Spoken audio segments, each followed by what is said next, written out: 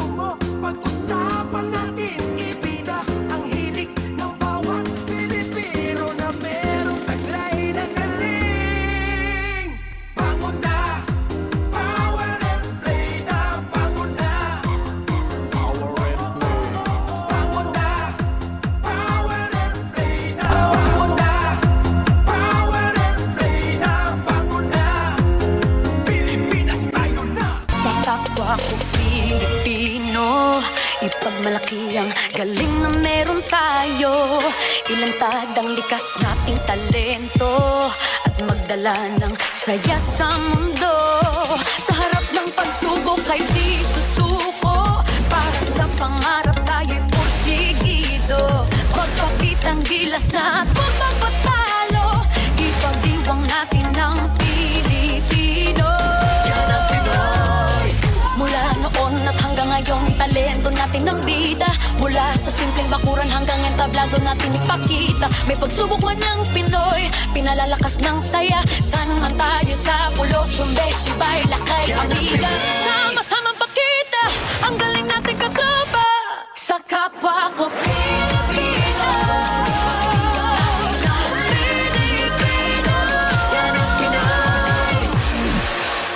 Power and Play is presented by Cherry Loom, ang yerong may aluminum. Cherry Tigo, there's more to our cars. Joyride, ang bago ninyong kasundo. Halina't makinig, talakayin natin ang laro. Gusto mo, pag-usapan natin, ibida ang hilig ng bawat Pilipino na merong taglay na galing. Bangon na! Power and Play na! Bangon na! Power and Play. Bangon na! Power and Play na! Bangon na! Pilipinas tayo na! Bangon na! Power and Play na! Bangon na! Bangon na! Bangon na! Power and Play na! Bangon na! Bangon na, Pilipinas!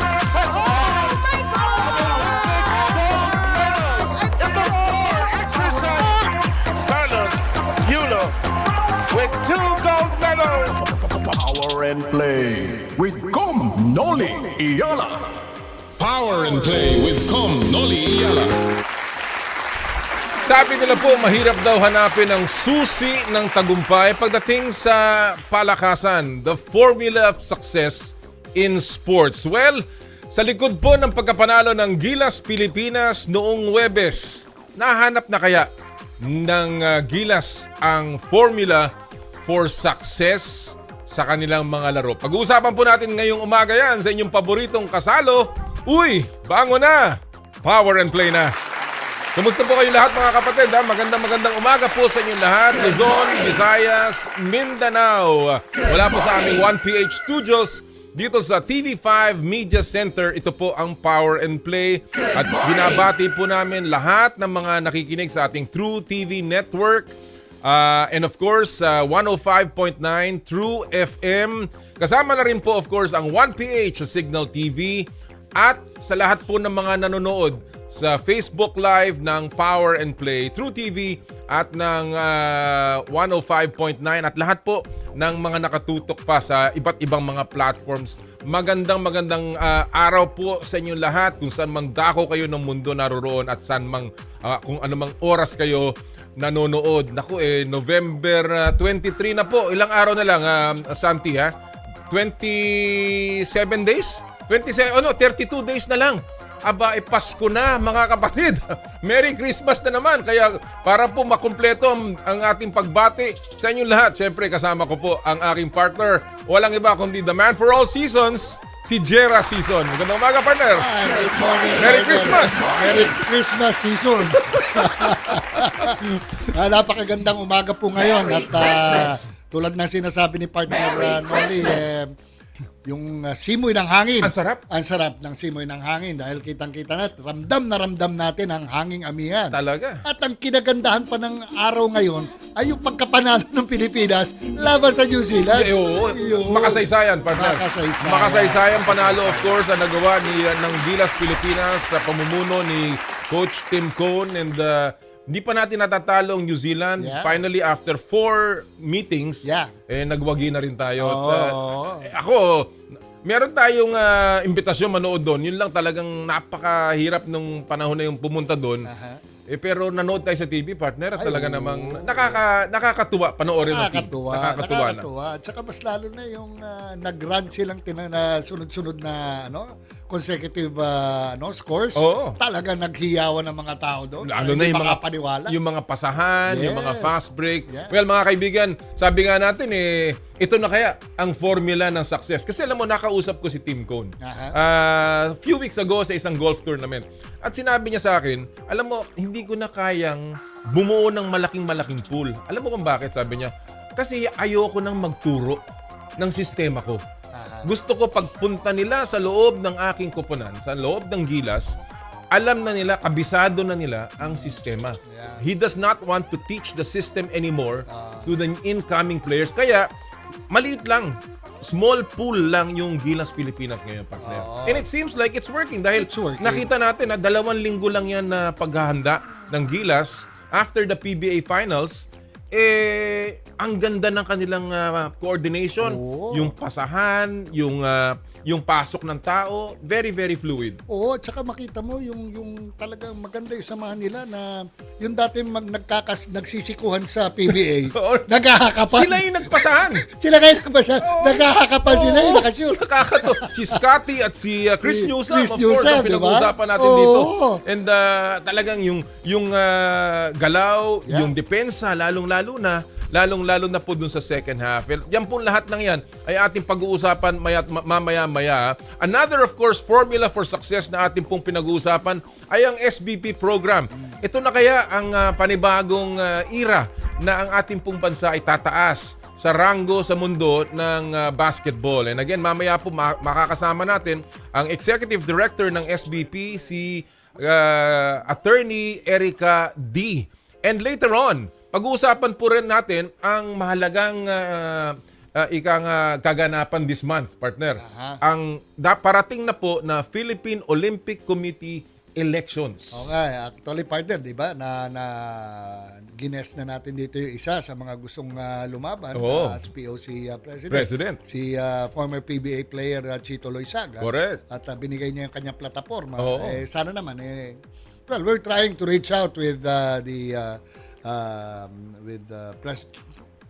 President Bumble Tolentino. Mukhang nasa abroad yata. Mukhang hindi pa pwede. We did reach out to him. Pero ngayon po ang ating po makakapanaya mamaya para ilatag kung ano ba ang rules ng eleksyon na to. Ika nga, the formula for the proper elections. Yes. Parang COMELEC nila. Dapat ito ay Independent Electoral Commission ng POC, mga kapatid. Walang iba po kundi ang namumuno sa kanila si Atty. Teodoro Alejandro Kalaw IV. Mamaya po ay ating makakapanayam siya. Straight from Hong Kong to, kaya medyo pagod pa. Pero siya po ay magpapaunlak maya-maya. Pero siyempre, sa simula ng ating palatuntunan, mga kapatid, ipag-usapan natin ang pinakamainit na topic sa mundo ng palakasan sa What's the Score?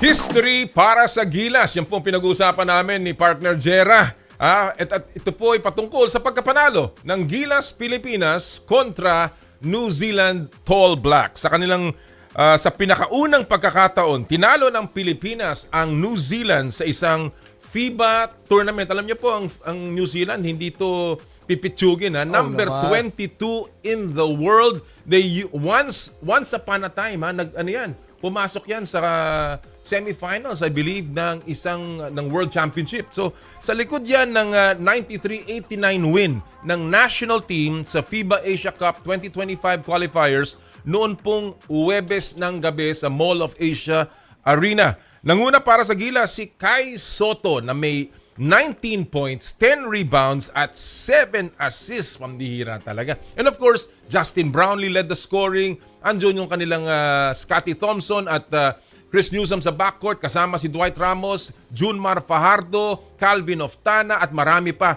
na tumulong sa koponan na yan. Kaya po ang tanong natin ngayong linggo, anong ibig sabihin para sa present at future ng Gilas ang monumental win kontra Tall Blacks? At nahanap na kaya ang formula for success? Pambihira, partner. And we're very excited dahil ngayong araw po ito, ang ating makakasama sa WTS ay ang dating Gilas head coach, of course, the original Gilas, Mark Gilas, head coach na ngayon po ay a consultant to so many teams here in the country. Of course, a former Olympian dahil siya po ang nag-coach ng Iran national team doon sa Beijing Olympics, and of course an international coach, a well-known international coach, no other than Coach Rajko Toroman. Good morning, Coach Rajko.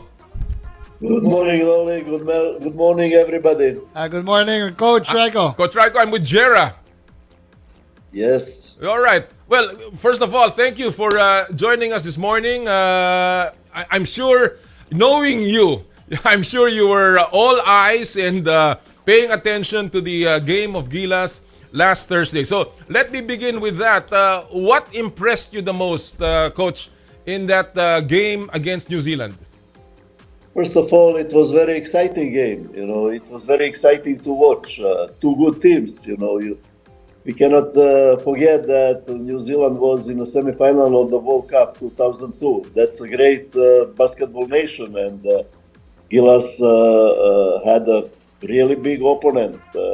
And I was when I was watching the game, I was thinking that Gilas reached a really high level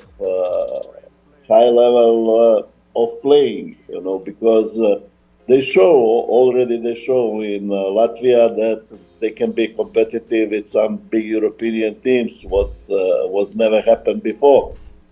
That means that Gilas start to be very, very respectable country. The problem before, you remember, Noli, was always we were talking about the size. Now, I think that the size is not a problem. Oh yeah. With Kai Soto, with Junmar Fajardo, with Japet Aguilar, Brownlee, you know, they killed New Zealand in rebounding. They are 44-31, 13 rebounds more. I think that was plus turnovers. That was the crucial deciding the game. You were talking about the formula. Formula is really what you said. System, and to keep this team as long as possible. You know, that's in the first windows. I think 11 players were playing 2 days ago. Maybe Malonzo and Amos, they change each other, but it's a mix of experienced player and new guys who are coming, like Oftana, like Kevin Kumbao, and that's a good formula.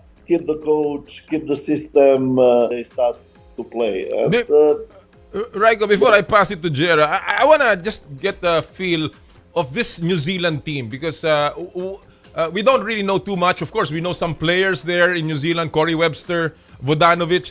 Was this the strongest New Zealand team that they can field, or are there still other players that we can expect in the FIBA Asia Cup?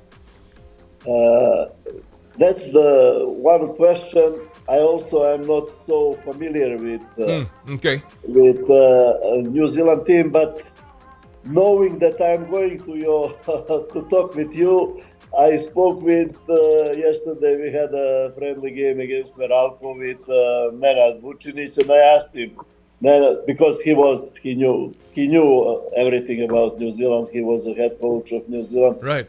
Is this the team, the strongest team? He said, no, they can. They missed 5 or 6 players who can help the team, like brother of Webster, Eala, and some other guys. But still, that's a great success for Yes, of course. to win this kind of the game. Yes. Doesn't matter.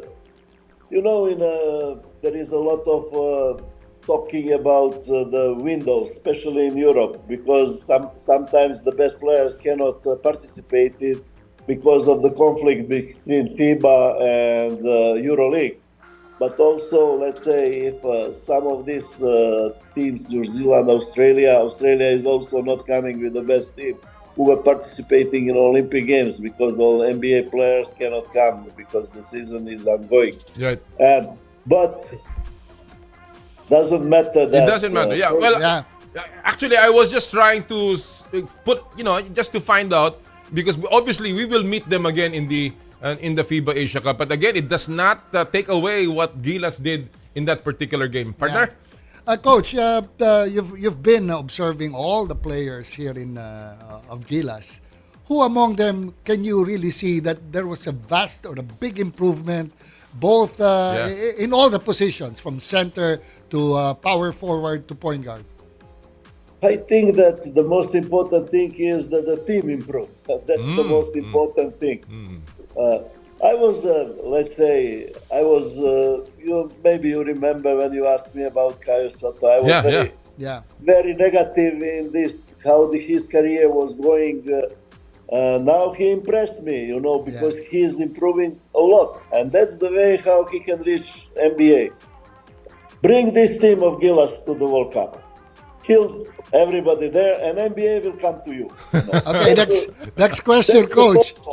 Next question, Coach. Since you were discussing about Caio Soto, Brownlee mentioned that after playing with him in the New Zealand game, he's already good enough for the NBA. What's your take there? I said, what is the formula? First, he must be the main guy in his team in Japan. He must carry the team to somewhere, Otherwise, it can be a statistically good player. But he must be the main guy and bring the team to the next level. And secondly, he must show himself bringing the team to the World Cup and playing good against the best players in the world. Doesn't matter if he was not drafted. NBA will not miss some kind of the guys that tall, that skills, that talent. But he must prove himself. Yeah. And this is the first step that he proved that he can be a really great player in the future. Justin Brownlee, of course, Coach Rajko, was again the top scorer of the team, as we had expected. And after that series against TNT, some people are saying that maybe JB was starting to slow down because of his age, because of the usage. What did you see with Justin Brownlee in this game? You think that he is still good? Maybe for the next 4 years, including the World Cup and even the Olympics. What is your assessment of JB right now? He is the main guy in this team. He is a crucial guy. He is a long time in Philippines, what means a lot. It's not easy to bring some guy, put him, especially in the system of Team Con, and say to him and bring us somewhere. No, it's not like this. He must stay here. And there is questions like this before. And I said, you have to find somebody who will replace for 1, 2, 3 years Brownlee. But this guy, it's not that important how good he is. It's about his character and gel to the team. That's the most important thing. You have to find not great player. Great player was Clarkson also, but it was not that working like with Brownlee. Yeah. That's the formula. Find younger player, bring him here, work with him with the national team 2-3 years, play some games, and after that, but this guy must have a character like Brownlee. Okay, speaking of a long-term program for the for Gilas, well, my partner and I we were discussing about what Coach Tim Cone said that he's very comfortable with the existing lineup On the pool. on the pool. Yeah, small pool. Yeah, and he doesn't want to teach again his system with the incoming players for Gilas. So, how would we address the long-term program of Gilas if that is the mindset of Coach Tim Cone? I was always talking the system and how long he is with the team is very important. He is supposed to make some changes during 1 or 2 years, but look, now in the national team, Brownlee, Scotty Thompson, Japet, all the guys who are a long time with Tim Cone, which I think helped the team. They know each other, they know the system, and other guys are coming and they are maybe 1 year with Tim Cone, and they make adjustment for the system. The most important thing is to keep the crucial player a long time. That's the most important thing, and keep the coach as much as possible along, and the result will come. The Filipino players are very, very talented, tough. Now they have a size, they have a system, they have everything that they can make some great result in the future. What they show until now. You're talking about great Filipino players. Of course, we saw Scotty Thompson, we saw Chris Newsome and Dwight Ramos in the backcourt of Coach Tim Cone in Gilas. That seems to be a potent backcourt that Coach Tim is using as a rotation. Tell us, what you see with that trio, Coach Rajko, in terms of how these three can become truly an anchor for the future for Gilas Pilipinas. When we were talking about the size, we have also to talk about size of the wing players and point guards. That's not the size from before. That's very, very competitive. Also, they have a lot of experience. Newsome was a very athletic guy. Scotty Thompson also. That's something what give the Gilas something new, something athletic possibility, size that before Gilas was in a mismatch situation in all positions from 1 to 5.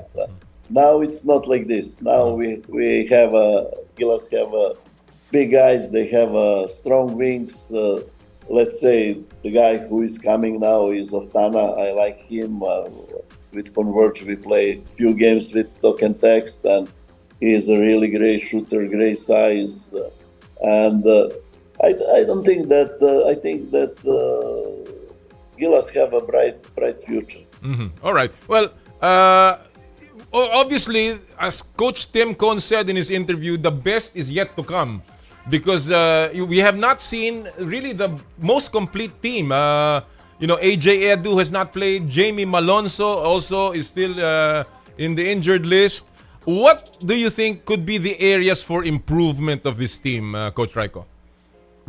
I think that it's very difficult to predict what will happen. But for me, the most important thing is keep the team together and as long as possible, and qualify for the World Cup, and then show different phase from before. You remember Gilas was losing against Serbia 50 points, something like that.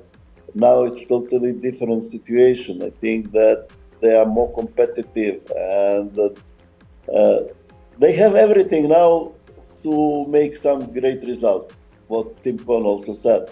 This is a good coach, good system, size, athletic wing players, everything what now they need a time and they need some games to prove all these things what I'm talking now. Well, the other guy here, partner, is Junmar Fajardo, of course, the 8-time PBA MVP. People are saying, although he is really, the man, the face of the PBA for a very long time, but Junmar was a -7 in plus-minus efficiency in that particular game. Do you think that Junmar is fit for this kind of system of Coach Timcon, Coach Rajko? Well, I think that he is fit. He is dominated in a PBA. That's definitely, if you remember, quarterfinal against Converge, he had one game, 42 points and 25 rebounds. International competition is totally different. He has some difficulties to defend the pick and roll because, the guys from New Zealand are extremely quick and they are great shooter. He was defending pick and roll in drop because he's too tall for some different kind of defense. And there is a problem, but every game is a live thing, different story, Now we can talk about -7, but you know that New Zealand was shooting 51% for three, and it was very difficult for Junmar to be longer on the court. That don't mean that next game he will be -7. This team needs Junmar. He needs his presence on the bucket. Next game he will be +15, +20, whatever it is. But Junmar is still dominated guy in a PBA. Yeah. Yeah, but coach, going back to the backcourt team. Yeah. Based on the stats, the fast break points, we led 13 against 3 over New Zealand. So what can you say about the backcourt team, regardless of the performance of Junmar and even Kai Soto? What can you say about that? Well, I said you cannot make some conclusion from one game. One game is a live thing, and a lot of things are happen. Maybe next game will be totally different. But we have to be satisfied with the performance of Gilas and also with New Zealand. If you see the stats, efficiency of Gilas was 120. You know what is this? That's a great game. Efficiency of New Zealand 99. Great game. We were watching a great game, and all these small things, it can be changed in the next game. You cannot make definitely conclusion, fast break or something like that. I think that we have to watch bigger picture. All right. Well, before I let you go, Rajko, I want to ask you about Converge. I know that you had a great Governor's Cup, and now you're bringing in Justin Baltazar. We understand that even Jordan Heading has signed with Converge, and of course you have a new import. So how is Converge doing? What is your assessment of the team? Well, I think that Converge have a bright future. A little bit. I'm going in Papanga, and sometimes I'm working with Baltazar Balti. He's a great player, great rebounder. I think that in the future he can be also part of Gilas. That's good. Because he has a size. He's extremely smart. In a semi-final of MPBL, 21, 25 rebounds. It's not easy, and sometimes triple-double. And he will be a big part of Converge. Also, Jordan, who was part of our strong group team in Dubai, and John's Cup, who is excellent player. He will help the team a lot. And we are looking we are looking good now. I think that, and also expectations, of course, are bigger. You know, we brought Czech Diallo, import. He's center, position 5, who can run on the floor, who can roll, who can rebounding. He's not the guy who will score 40 points, but that's what we want now, to be part of the team, to give some young players opportunity to play. You saw how Alex Stockton was playing. Yeah. Shawnee Winston, a lot of young kids are in Converge now with the experience of Jordan and with high quality of the big guy like Baltazar. I think great future for Converge. Well, you know, it looks like also a winning formula for Converge, that you're bringing in a lot of young blood and, of course, big, tall players. Final question, Rajko, and this is the topic today.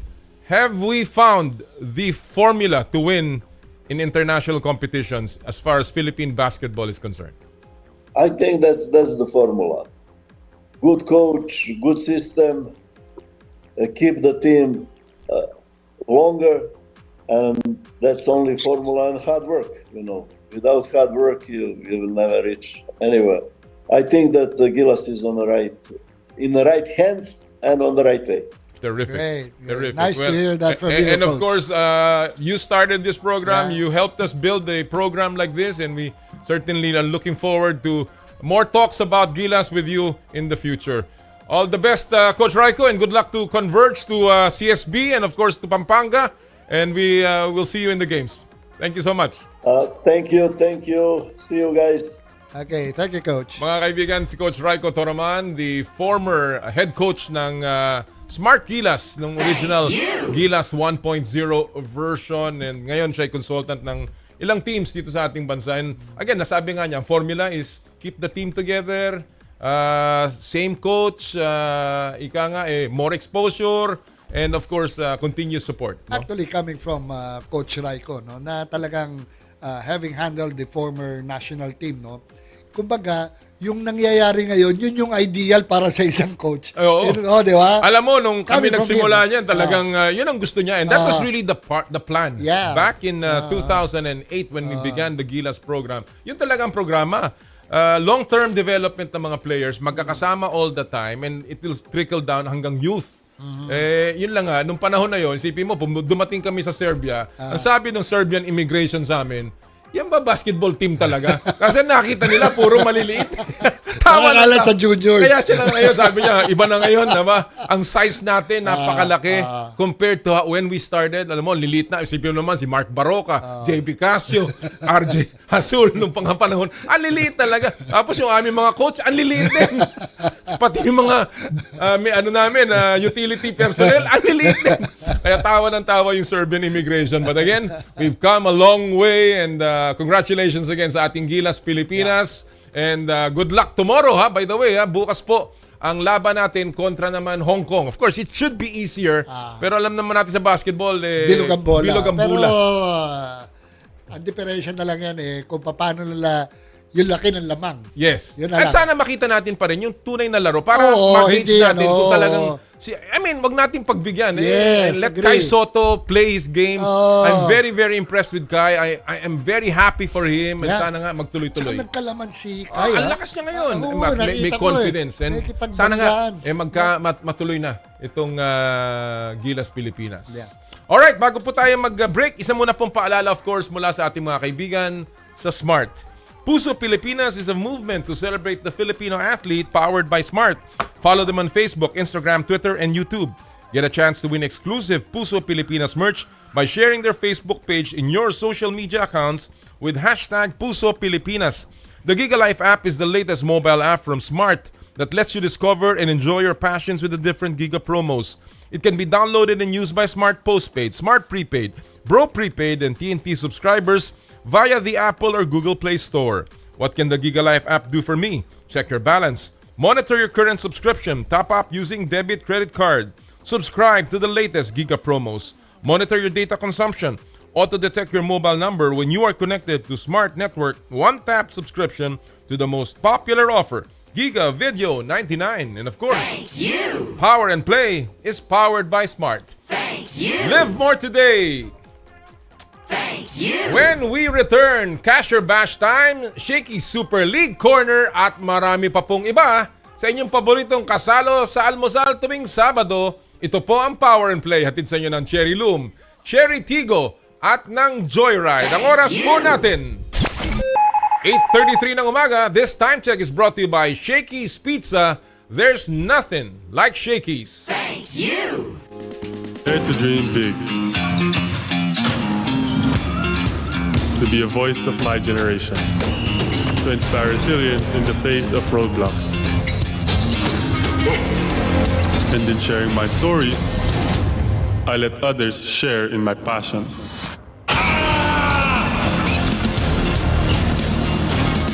Follow Kai's stories on Twitter and share yours. With Smart Double Giga Stories. Share 2 times the passion with 2 gigabytes for Twitter and more. Guaranteed every day. Plus data for all sites. Simple, smart ako.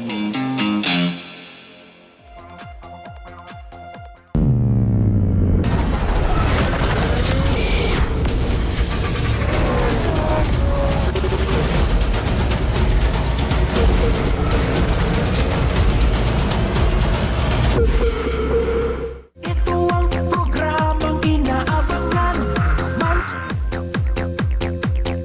True FM. On 105.9. Dito tayo sa totoo.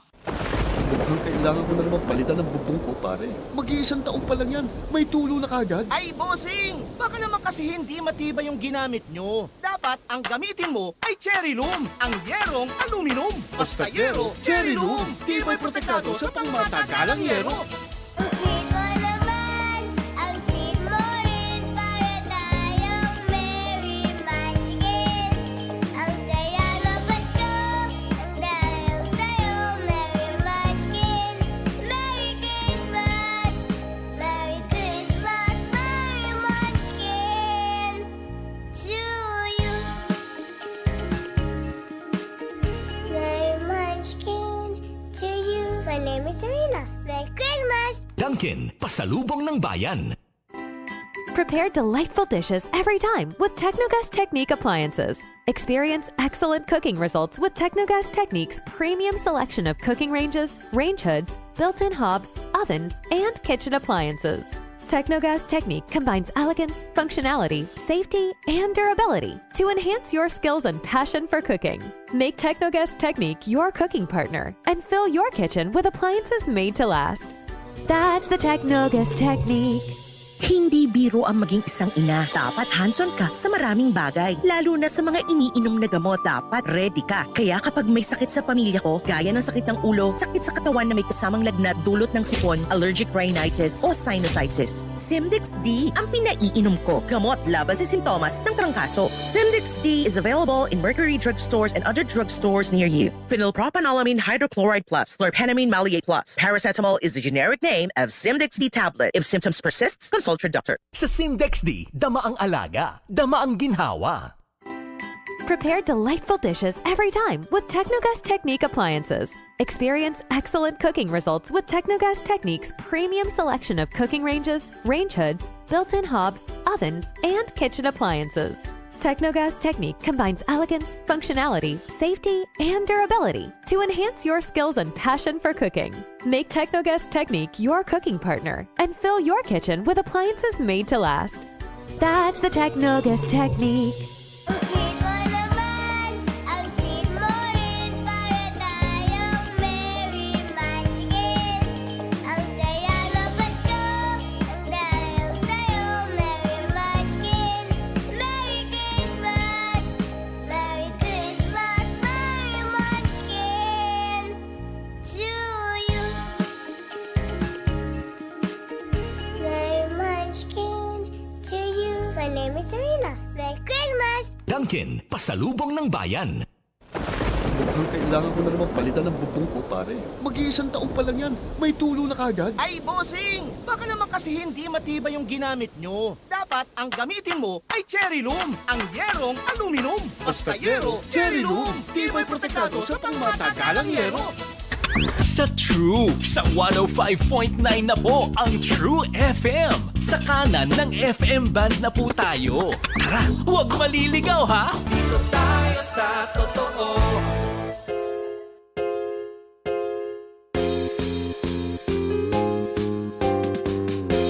Kayo amin sa lahat po ng ating mga sumusunod sa hilagang bahagi po ng Luzon, lalong-lalo na po sa Ilocos Sur. Kamusta po kayong lahat dyan? And of course, yung mga nanonood din sa atin dito naman sa bandang gitnang Luzon, partner, sa Bulacan at dyan po sa area ng Tarlac. Naku, ang dami rin natin pong tagasunod dyan. Kinakamusta po namin kayong lahat. Partner, siyempre ikaw ang iniintay lagi ng mga kababayan mo yan. Masantos siya kabwasan sa kayo namin, di taned Lingayen, Pangasinan. Siguro ngayon, natapos na yung pagdakuha ng bagyo. Oo, swerte, no? Kahit paano, hindi naman masyadong malakas. Diba? Kaya, pero yung gusto ko rin pala batiin. Alam mo, ako'y natutuwa at talagang marami talagang nanonood sa ating programa. No? From all, pati yung mga locker guys dito sa East Ridge Golf and Country Club. Si Sunny. Sunny, kamusta ka dyan? At salamat at pinapanood mo kami. At also, sa Surigao. Uy! Oo. Kamusta kay Congressman Ace Barbers, ang kapatid niya, si Dean Barbers, at yung tropa dyan. Kamusta kayo? Governor ba si... Yung panganay nila si Lindon, ang governor ng Surigao del Norte. At also, isa pala, I want to greet a happy birthday kay Flor Zabala, wife ng aking business partner. Happy birthday, Flor. Happy birthday. Maraming nagsapit ng kanilang mga birthday, of course. Binabati natin. Papasok na rin naman ng Disyembre. Sana po maganda ang inyong Pasko sa lahat po ng ating mga suki. I also wanted to say hello to Waki Trillo. Uy! Alam mo si Waki, nakausap ko nung isang araw and I'm very happy to talk to him. And sumusunod pa rin siya sa mga kaganapan sa PBA and of course kahit papano napapanood pa rin niya tayo kaya kamusta? Nice to talk to you, Waki. It's great to see my partner again. Alam mo, talagang yung image ni Waki Trillo, talagang dashing debonair yung dati sa PBA. Hanggang ngayon. Wow. Ay, ganun pa rin. I hope to see him. Diba? Alright. Well, mga kapatid, happy birthday nga pala kay Jat Sulit. Naku, si Jat, isa pa nating kasama sa PBA coverage. Happy birthday, Jat. Dati, of course, madalas din si Jat sa atin nag-guest nung araw. Kaya kamusta po kayo? Lahat ng mga nagsasapit na kanilang birthday, paano naman kami ni partner Jera? Alright, bago tayo magpatuloy, syempre paalala po mula sa Joyride Super App, ang inyong pong top-up promo. Tuloy-tuloy po ang pamimigay ng 1,000 pesos JRPay wallet credits para mula po sa Joyride. Again, simple lamang ang mechanics. Download the latest version ng Joyride Super App. Kuhanan ng screenshot ng app's home screen. Ipadala ang screenshot sa Power&Play FB page via private message. Isama nyo po ang inyong buong pangalan and registered mobile number. At kami po ay mamimigay ng 1,000 pesos sa 5 mananalo. Pwede nyo po magamit yan sa Joyride Delivery, Motorcycle Taxi, Joyride Taxi Cab, Joyride Car, at Joyride Super Taxi. At hindi pa po dyan nagwawakas. Meron pa rin po tayong limited edition Aqua Flask na pinamimigay ng Joyride. And again, same mechanics. Download nyo po. Pero ito po, kuhanan ninyo ng creative picture yung pong inyong rider at driver partner. At yung pong creative picture ay ipadala nyo po sa PNP FB page via private message at samahan nyo po ng hashtag of the week. At ang hashtag of the week ay hashtag book with Joyride. Ulitin ko yan, hindi lumalabas sa ating screen. Pero yan po ang ating hashtag, hashtag book with Joyride para po kayo manalo ng limited edition Aqua Flask. Alright mga kapatid, at this point, syempre, tuloy-tuloy po tayo sa ating mga kaibigan sa pamimigay po ng impormasyon tungkol sa Shakey's Super League dito po sa Shakey's Super League Corner. with Noli.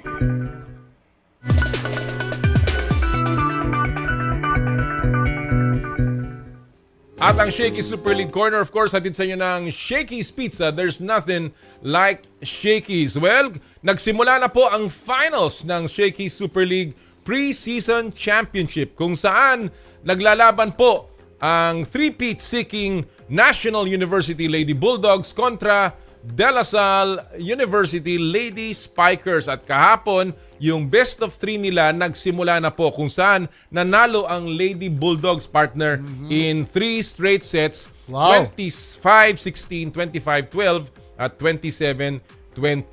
At ngayon sila po ay nasa may pagkakataon ng manalo ng kanilang ikatlong sunod na Shakey's Super League title. Diyan po sa Rizal Memorial Coliseum. Ang nanguna para po sa Lady Bulldogs ay si Camila Lamina na nagkaroon ng napakagandang setting. 15 excellent sets. Kaya po sila ay lumamang. Bukas po ang Game 2 ng Shakey's Super League Preseason Championship. Abangan nyo po yan sa Rizal Memorial Coliseum. And of course, mapapanood po nyo sa mga Facebook or sa mga social media pages ng Shakey's sa Facebook, sa TikTok at sa Instagram. So again, abangan nyo po ang pagtatapos ng Shakey's Super League Preseason Championship. Hatid sa inyo ng Shakey's. There's nothing like Shakey's. Thank you! Alright, at this point, partner, ito na yung ating huntahan na masaya. Oo, pero partner, natandaan ko lang dahil sinasabi mo yung laban kanina dito sa Shakey's Super League. Mapunta tayo doon sa UAAP. Uy! Crucial mamaya. Mamaya rin pala yan. Oo. Crucial mamaya. Adamson kontra Ateneo. Yes. Tanggal na po yung Ateneo. Wala na po yun dahil na-eliminate na sila. Pero syempre, gusto nilang manalo or magtapos on a high note. Di ba? Yung Adamson ang malaga. Yes. Kailangan manalo sila. At kung manalo, masaya ang UE. Actually, magtatabla eh. Magtatabla. Kaya meron sila do or die. May do or die sila. At para makapasok ang Adamson, kasi po nakuha na ng Lasal, UP, at UST. Yes. Go Uste. Go Uste. Ang unang 3 upuan po sa Final Four.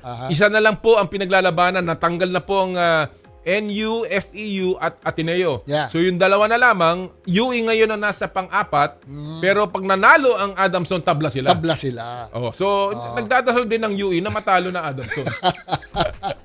Alright, abangan nyo po yan mamaya. Abangan nyo po yan ha. Lone men's game ngayong araw pong yan. Ngayong araw pong ito, ang Adamson kontra Ateneo. Yeah. Alright, at this point, time to bring in our favorite cash or bash.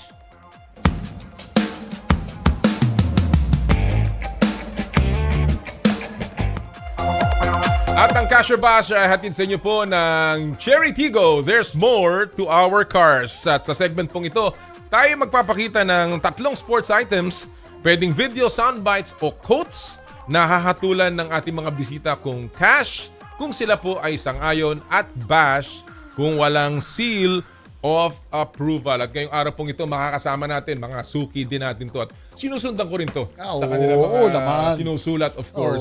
Walang iba kundi si Suyu ng News 5 at si Reuben Terrado ng Spin.ph. Magandang umaga, Ben and Ian. Thank you for joining us. Good morning! Hi, Ian. Hi, Ben. Good morning po. Morning, sirs. Magandang umaga sa inyong lahat at sa ating mga manonood ngayong umaga. Thank you for joining us ngayong Sabado. Malapit na magpasko ha. Mukhang, ubos na ba ang 13th month, Ben? Hindi, nakapula pa si Ben. Wala pa. Parang si Ian mukhang ready ha? Hindi, medyo magpupula pa lang yung kay Ian. Yung t-shirt ni Ian, magpupula pa lang. Pero yung kay Ben, pula na eh. Alam mo yung sinasabi nila, pagka daw dumadating itong mga panahon na to, either masaya ka or nagtatago ka na. Kaya hindi ko alam kung nasaan, pero wala pa daw yung 13th month. Kaya hindi pa nagtatago to, naghahabol pa. Marami ganyan sa Kongreso ha. Pagkatapos na break, abroad na yan. Hindi mo na makikita yung mga yan. Ay, nako. Anyway, napag-usapan namin ni partner Jera kanina yung tungkol sa loan game ngayon ng UAAP bago tayo pumunta sa ating mga topics sa Cash or Bash. Ateneo Adamson. Ian, what do you think? Ano bang nakikita mo dito sa laban na to ngayong araw na to? Well, for Ateneo, they're fighting for the only reason to finish the season on a high note nga naman. Pero syempre mas gutom ang Adamson, so I'd like to see Adamson winning and setting up a do-or-die match against UE dahil gives more color nga naman sa bakbakan natin sa Final Four ngayon sa UAAP. But and that's really going to make it exciting. Yung magiging meron pang playoff ika nga para doon sa fourth slot. Pero Ben, tingin mo ba ano to? Kumbaga exercise in futility dahil yung dalawang team sa ibabaw napakalakas, or sa tingin mo meron pang konting drama na pwede mangyari? Pwede makasilat. Papunta ng finals. Well, tama kayo, medyo yung malakas masyado yung yung mga nasa taas, but every time a team enters the Final Four, it's an accomplishment in itself. So I guess yung Adamson will do their best in order to have that shot. For Ateneo naman, syempre they want to finish strong. So meron pa rin namang bearing if makapasok sa Final Four. And sabi nga nila, one game at a time, malay natin makasilat. Oo nga. Lalong-lalo na, ganadong UST. Nakita naman natin yung mga UST boys talagang mukhang very, very incentivized. Ulti mo si Coach Pido. Yung mukha niya talaga. Kala mo nanalo ng sweepstakes. Ng loto. Oh, by the way, Ian, you are in Ilocos right now to cover the EJ Obiena Vault Facility. Totoo ba ito? Yes, actually, nandito tayo ngayon sa Lawagcom. At kahapon nga, nasaksihan natin kung yung pagpapasinaya ni EJ Obiena sa kanyang unang pole vault training facility sa Ferdinand Marcos Stadium kahapon. And kasama niya doon si Governor Matthew Manotoc at yung members ng Team Obiena kung saan nga first ever nagkaroon ng pole vault pit or training facility sa Ilocos Province. At ayon nga kay EJ, talagang dream come true ito. Bagamat mahirap, malaking bagay para sa kanya na makapagpagawa ng ganito because ang gusto niya nga daw is makapag-produce ng mas maraming local athletes pagdating sa pole vault at syempre maipalaganap yung sport na pole vault sa mga kababayan natin. Maghahanap nga, gusto niya daw niya, sabi niya kahapon si EJ Obiena mismo ang makahanap ng susunod na EJ Obiena. Wow, ang galing. Well, that's alam natin si Hidley, nagkaroon din siya ng weightlifting center dito sa Laguna. Halahala. At nandyan din ngayon si EJ. Sana si Kalaw magkaroon din ng higdagan, yung nakaganon. Yung nakaganon, di ba? Yung pagbaba pala sa hagdanan. Gumaganon, di ba? Pero again, it's nice to see all of our champion athletes really supporting the youth and the sport para sa ating bansa. Alright, alam na ninyo ang drill dito sa Cash or Bash, gentlemen. Walang tama, walang mali, bato-bato sa langit, tamaan, wag magagalit, and of course, ang inyong lamang opinion ang mahalaga. So we'll give you 3 items, cash, kung kayo ay okay, bash, kung sa tingin nyo ay hindi ito tama. Let's go with our first item of the morning. Ayon kay Justin Brownlee, good enough to play sa NBA ang 7'3" na si Kai Sotto pagkatapos ng kanyang 19-10-7-2-1 stat line kontra New Zealand. Ben, cash o bash, 1 taong experience pa at magiging NBA ready na si Kai Sotto. Go! Ako, cash ako dyan. Especially na it's hard to argue with the player na sabi rin nila kaya mag-NBA. Justin Brownlee, kung siya na nagsabi, I think it's hard to argue with that. But he's right. Based on doon sa laro niya against New Zealand, yun nga, 19 points and 10 rebounds.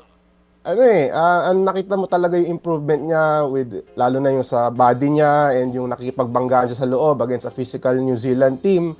Plus, I'm more impressed with the 7 assists, no? Which means he's getting a lot better when it comes to court vision, yung recognition niya sa teammates niya.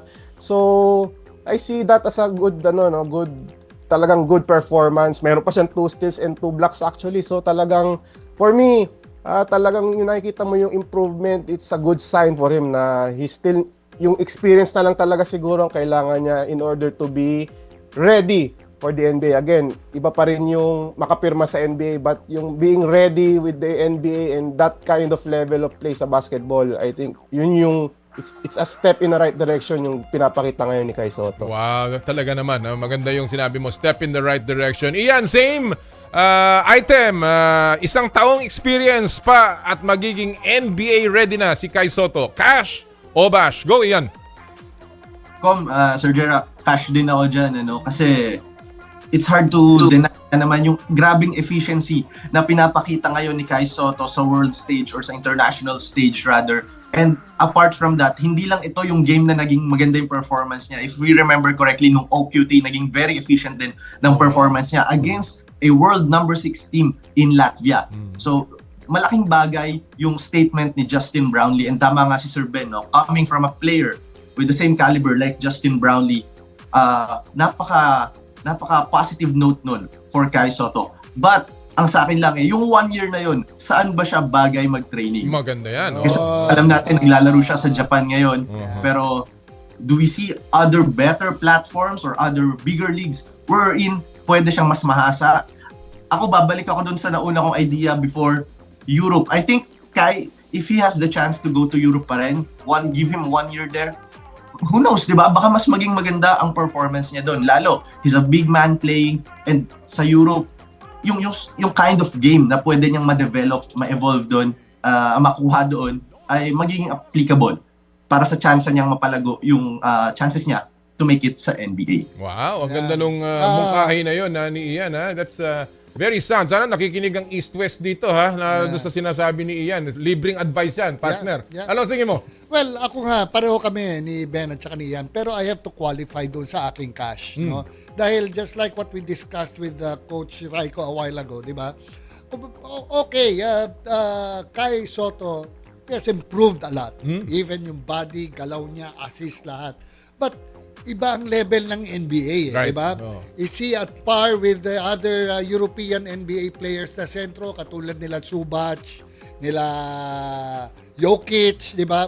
Kaya kailangan, tama rin yung sinabi ni Ian, malalaman mo lang yan kapag naglaro pa siya sa ibang mas mabigat na mga torneo, di ba? And tulad ng sabi ni Coach kanina, kung naidala niya ang Gilas o yung team niya sa Japan sa kampyonato at siya yung star player. Yun eh.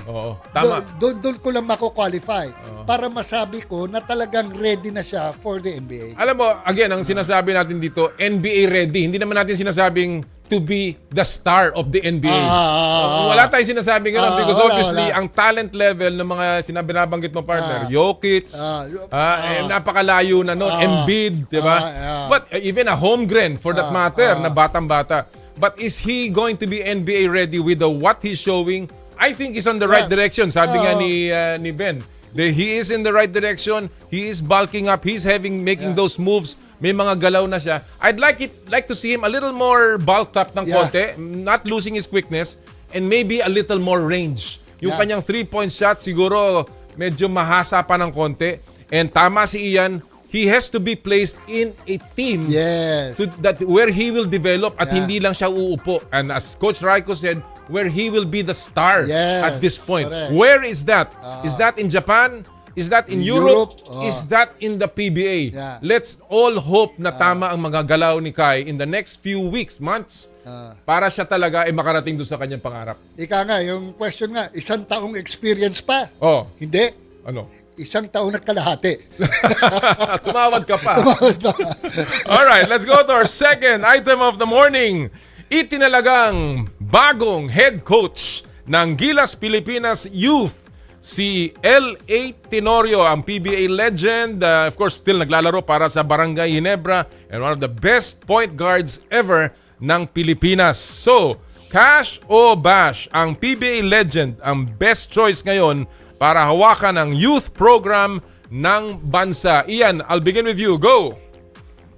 Cash ako dyan, Actually, I think last Wednesday or Thursday, I spoke with SBP President Al Panlilio and I actually asked him, talaga ba or may other options ba kayo aside from Teniente, L.A. Tenorio? And he said nga, meron silang naging ibang options. Pero para sa kanila, they are trying to preach the idea or the philosophy of continuity sa SBP and sa lahat ng mga magiging players ng national team. And for them, with the coach team at the helm, parang gusto nilang makakuha ng coach na susundan yung blueprint na meron si Coach Tim. And no other person better than that, si L.A. Tenorio nga naman talaga. Of course, bukod sa player siya ni Coach Tim for a long time, sa Alaska pa yan, pati sa Hinebra sa ngayon, si Tiniente rin naman, alam natin yung kalibre niya bilang isang national team player. Alam natin na he's part of the 2013 Gilas team that put the Philippines back sa world stage after 3 long decades sa World Cup. And also, sabi rin ni Coach Al, ito yung pinaka-promising na sinabi niya, no? We need a coach that is an inspiration, not just inside the court, but outside the court. And then doon natin consider yung idea nga na pinagdaanan ni LA in the past. Last year actually, no, when he was diagnosed with cancer and yung fight niya against it, and he was able to win it. At ngayon nakabalik na siya sa stage. So yung lahat ng mga detalye na yon, for me, it convinced me na baka nga si LA ang best coach natin. And also alam naman natin na ang ganitong mga coaching stints, trial and error yan. So let's give LA the chance. And he's qualified for it rin naman. Excellent point. Ben, same thing. PBA legend, L.A. Tenorio, best choice para sa batang Gilas. Cash or bash? Go! Ako, cash din ako dyan, no? Although, I would believe na merong magsasabi na bash ito dahil wala namang head coaching experience pa si L.A. Tenorio. But, he's showing signs na doon na rin siya papunta, no? Napapansin natin sa PBA na he is more active sa bench, no? Even though he's now a player, he's more active right now, Even Coach Tim, he consults with him at times sa games. So, doon na rin papunta si Coach LA, And I share the same sentiment with Ian, no? Kasi I believe he is a larger-than-life figure. Someone who would be an inspiration to the kids right now. Someone na makaka-relate yung mga kids. Kasi nga, grabe na yung pinakita ni LA on and off the court. Very accomplished. And tama si Ian, yung nalabanan niya yung cancer. So doon pa lang, magiging inspiration sa mga bata. Yun ang tingin kong kailangan ng Gilas right now, no? I heard rin naman na he will have people around him who is very capable, mga assistant coaches na who would be capable of, yun nga, yung mga X and O's, sila nang bahala. But being si LA nasa taas, tama tingin ko yung decision ng SBP with regards to that. And perfect din siya dun sa sinasabing synchronization of the system with Coach Tim and with the youth. No one knows the system more than LA Tenorio. So para sa akin, cash yung desisyon ng SBP to appoint LA as the Gilas Youth head coach. Parang alter ego na nga ni team ko nito si LA Tenorio sa tagal na nakasama niya sa sistema ni Coach Tim. Partner? I totally agree. Cash tayo. Cash ka dyan. Dalawa silang cash plus ako cash. Kaya 3 cash yan. Dahil, katulad ng sinabi mo nga kanina, yung nag-usap kayo ni Coach Tim, di ba? Ayaw niya na magturo ng kanyang sistema. Okay na siya. Now, if L.A. Tenorio will be heading the youth team, yun yung itatransfer ngayon, yung doon sa triangle offense at saka yung style ng pag-teach ni Coach Tim Con. And secondly, tama rin silang dalawa na larger than life si L.A. Talagang irirespeto ng kabataan yan. Kapag mapasok ka sa youth team ng Gilas, talagang mataas ang tingin mo kay Coach LA. Now, ang nagkakaano na lang dyan, again, uulitin ko lang ng konti, importante maganda yung kanyang coaching staff. Diba? To do the other rest. Pero, knowing LA sa kanyang mga interviews, more or less, medyo articulate yung tao. At very important sa isang head coach, to be a talker, a motivator. Nagko-communicate. Nagko-communicate. A good motivator. And I think LA, over the years, kapag hinawakan niya na tong youth, he will be a very good motivator. Well, I agree with all of you. Although, ito, sasabihin ko, and again, yung point ni Ian kanina, may mga siguro mag-question kay LA na hindi naman nag-coach yan ever. Pero bakit si JJ Redick? Hindi nga nag-coach yan. Grade school team ang kinoach ngayon nasa NBA. It's not about that. It's obviously about the knowledge. Yeah. I will qualify though. Ang tanong dito is he the best choice? Okay? Ako I would say maybe he's not the best choice. Maybe there's someone else Maybe there's a Richard Del Rosario na mas alam yung sistema ni Coach Tim Con, who is also a head coach. Yeah. But he is a great coach, si L.A. Tenorio. A great choice. He may not be the best choice, but he is a great choice because of all the things that you said. Ang galing makipag-usap. He is an inspiration to a lot of the players. He is also a very, yung transition is going to be very good. So maybe not the best choice, but I think he's a great choice for youth coach. Agree. All right, let's go to our final item of the morning. Kaliwat kanan ang issue. Naku naman, ba't ito naging topic natin? Santi at Chester. Kaliwat kanan ang issue ng Philadelphia 76ers mula sa injury ni Paul George hanggang sumano'y pagiging late lagi ni Joel Embiid na tinawag ni Tyrese Maxey sa isang team meeting. Kasalukuyan sila ang pinakahuli sa lahat ng team sa Eastern Conference. Kaya, Casio Bash at best, play-in team na lang ang Philadelphia 76ers sa Eastern Conference. Ian, go! Para sa akin, cash ako dyan, no? I'm sure maraming 76ers fans hindi a-agree Huwag mo akong titingnan! Pero the trio of Maxey, Embiid, and George, I think they have yet to share the floor, and yung injuries, grabe. Start pa lang ng season, grabe na yung pagbag ng injuries sa kanila. And worst record sa league, and I think their most consistent player so far is a rookie. So it tells a lot, no, kung ganun yung positioning nyo sa ngayon pa lang. Mahirap, no, it's early to tell. Tignan natin kung malay natin gumaling bigla. Pero the issue is yung chemistry kasi ng team.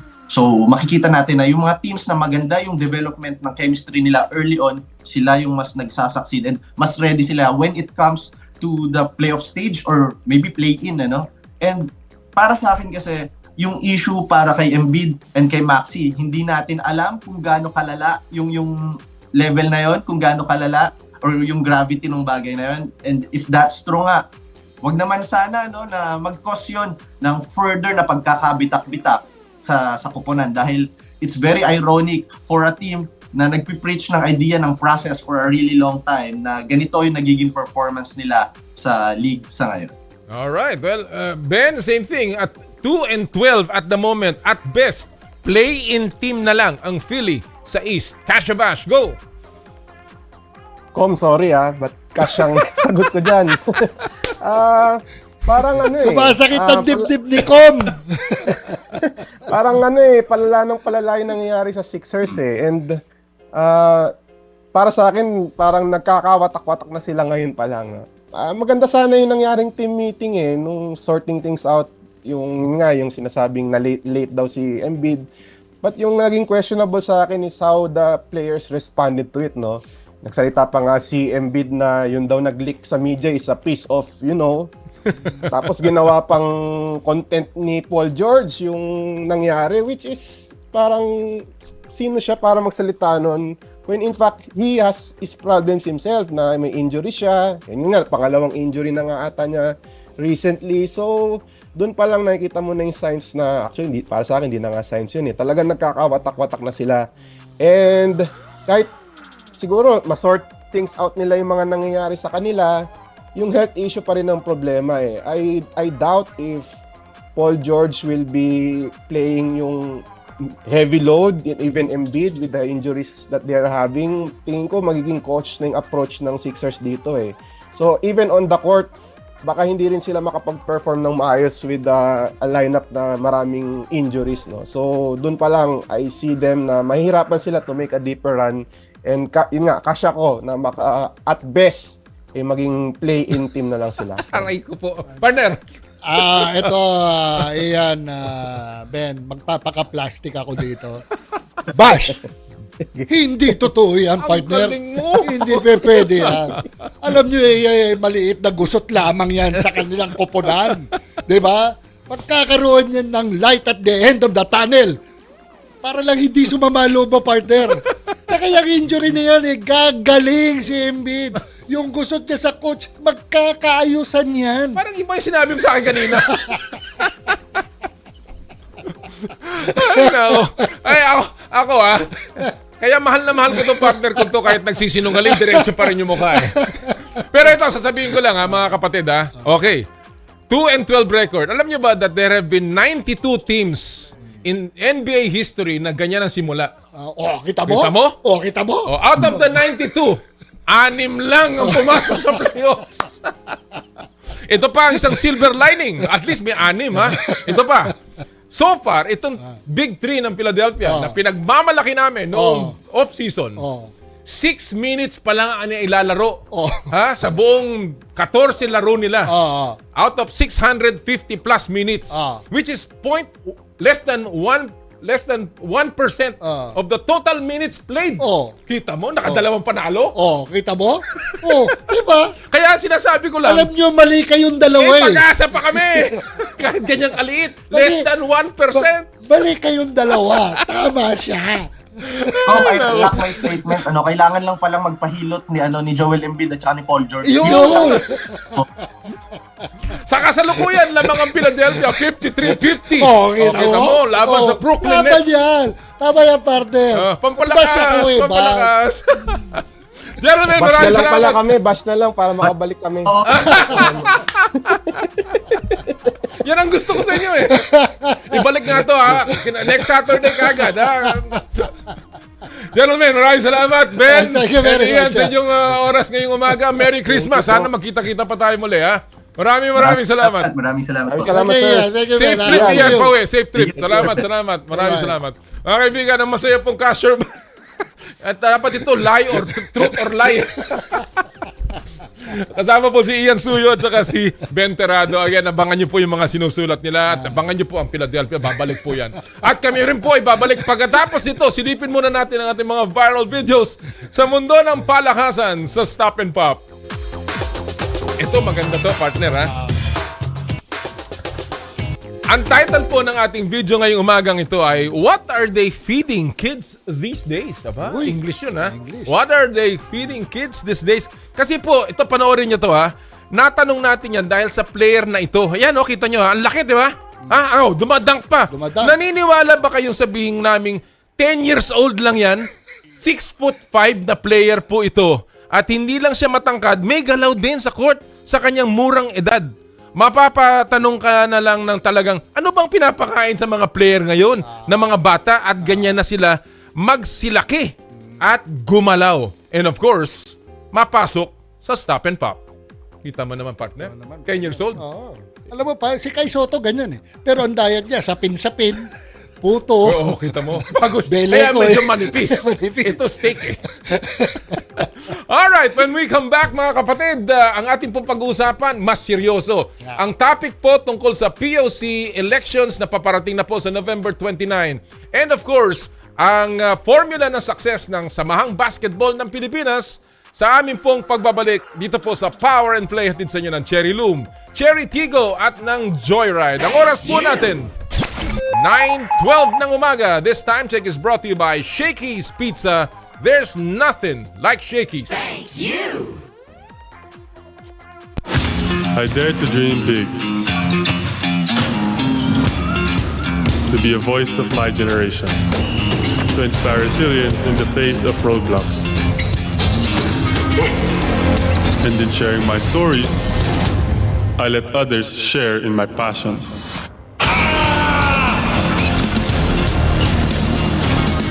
Follow Kai's stories on Twitter and share yours with Smart Double Giga Stories.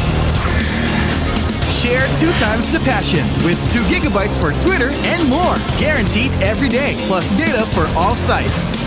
Simple, smart ako.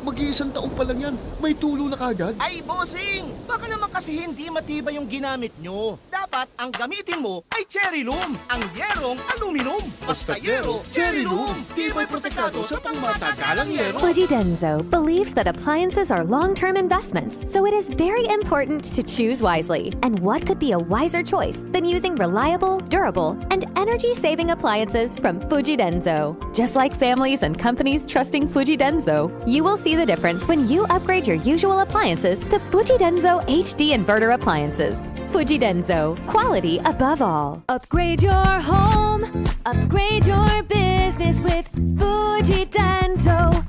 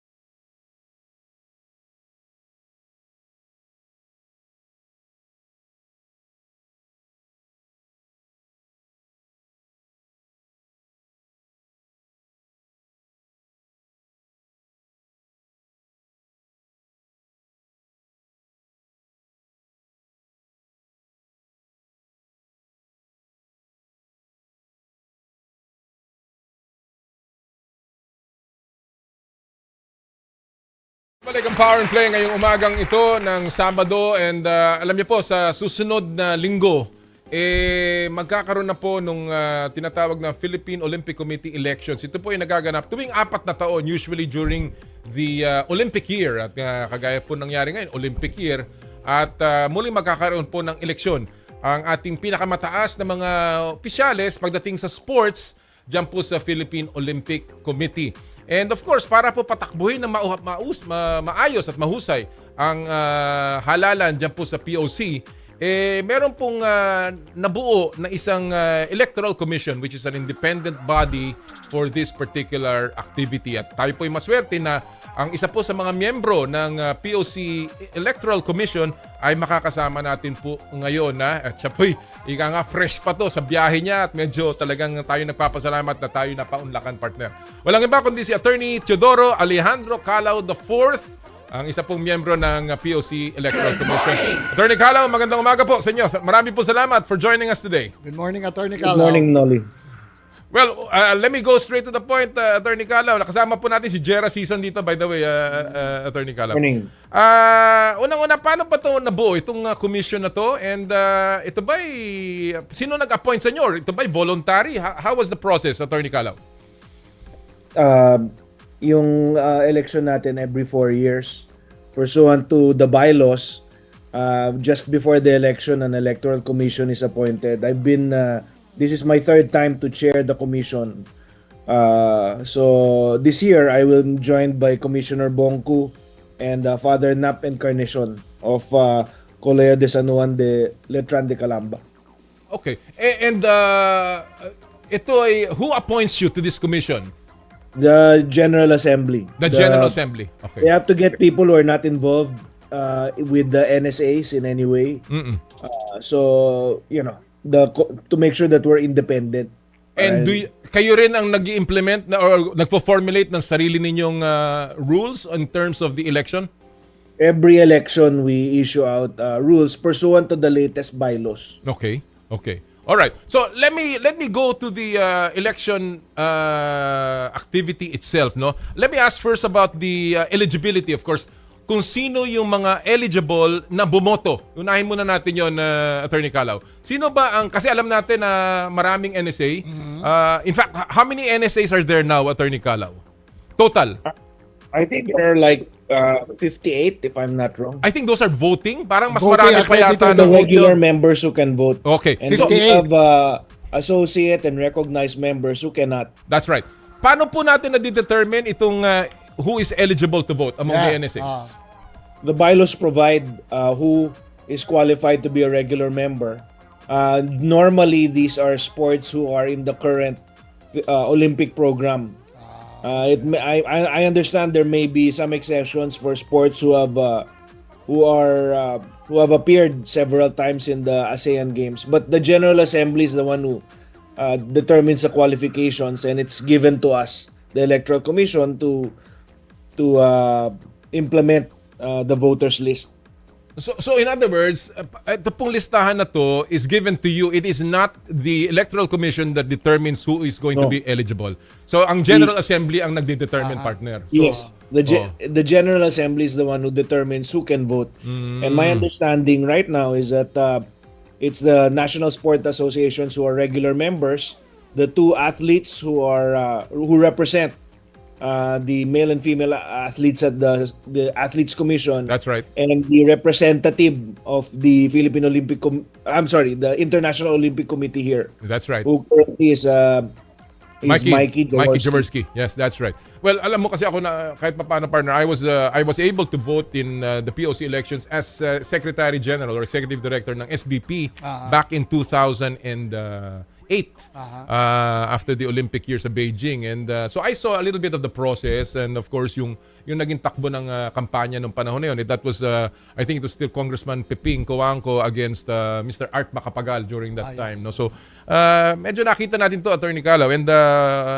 I just wanted to find out kung itong eligibility to vote. Kasi alam natin na marami ring minsan nagke-question dyan sa mga NSA na pwedeng bumoto, no? And in fact, ang sinasabing isang pula sa POC is that pinaparami ang NSAs because nga of the elections 4 years down the road. Is there a process by which you can disqualify an NSA from voting? Meron ba hong ganong klaseng proseso sa Electoral Commission? That's not within our powers to determine. We have a mandate to determine who is qualified to run, but the voters list is is really the General Assembly. And I have to highlight, it's not like you can simply add the NSA as a voting NSA. The International Olympic Committee is also observing proceedings to make sure that these are above board. So when it comes to the those who can vote, while the Electoral Commission has no power to decide who can vote or not, there is a set criteria for who can vote, and the process for selecting who can vote through the General Assembly is closely monitored by the International Olympic Committee. Yun lang ang difference, partner, no? If you will compare it to the COMELEC, di ba?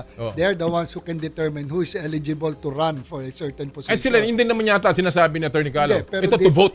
To vote. Pero ibig sabihin, yung qualifications lahat, ang nagbibigay is the General Assembly. On who can vote. On who can vote. On who can vote. Yun ang sinasabi ni Atty. Kalaw. Would you know, Atty. Kalaw, sinong magiging representative ng IOC dito? Is there an IOC that will monitor the elections, or is it just Mikey that is really going to be monitoring this? Walang international. Mikey is the one who will vote as the representative of the International Olympic Committee. But the proceedings are monitored virtually. By OC. Nung araw ho, ang nakaka-cast ng vote para sa NSA was only the President or the Secretary General. Is that still the process, Atty. Kalaw?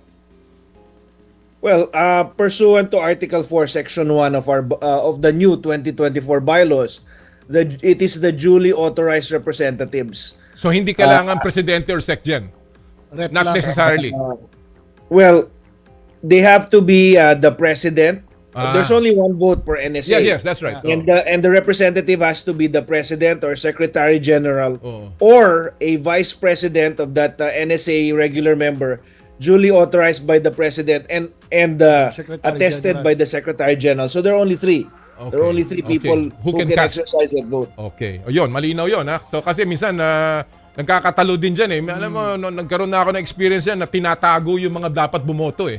Kasi nga, para hindi pwede bumoto. Right? Malinaw kay Atty. Kalaw, only 3 can vote. Presidente, SecGen, or a Vice President na inauthorize ng Presidente certified by the SecGen. Tama po, Atty. Kalaw? Yes. The one vote, it can only be one of those 3.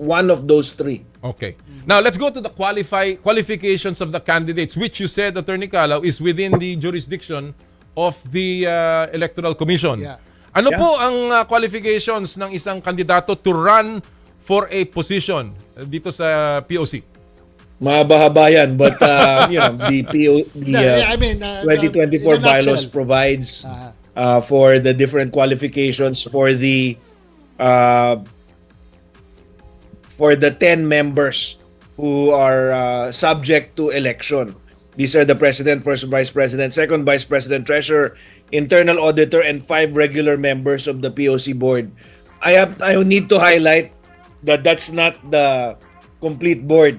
Okay. You also have the IOC representative, and you have the Secretary General and a representative, I understand, of the Athletes Commission. That's right. But as to those who are subject to election, okay? They're elected from among the official representatives of the regular members. And in particular, the President, Vice President, Treasurer, Internal Auditor, and the 3 of the 5, so not all, 3 of the 5 executive board members must belong to NSAs affiliated with international federations that are included in the current Olympic program. Okay. Mahaba yung list kasi I understand. Alam natin. Each there are separate qualifications for each position. President, Vice President, and Second Vice President. Tapos meron pa for the Executive Board. For example, yung President, First Vice President, Second Vice President, they must have 4 years experience and must currently be an NSA President of an Olympic sport at the time of their election. Yun, yung Olympic sport. As POC President, or they were First Vice President or Second Vice President. All right. In terms of, I remember, Atty. Kalaw, partner, na there was a time nag-introduce ng amendments ang POC General Assembly insofar as age is concerned. Meron na ba hong ganong klaseng requirement or qualification na hindi pwede ang higit sa a certain age? Is that already part of the qualifications? Yes, that is a new qualification. Actually, that's a new qualification this year. Like I said, it's a long list. The candidates for all elective positions, they have to be, should not be on the date of the election 75 years old or above. Okay. They have to be, they should not have reached their 75th birthday in this case, on November 29, 2024. Okay. So malinaw yun. Meron pa if your 75th birthday was the election day, hindi ka qualified. So pero kung ang birthday mo is after, pwede ka pa rin. Pwede. Kahit as long as you are below 75 years old on November 29. Ayun. All right. So if your 75th birthday was November 30, Bonifacio Day, not a problem. Pwede ka pa tumakbo. Okay. Holiday. Diba? Holiday.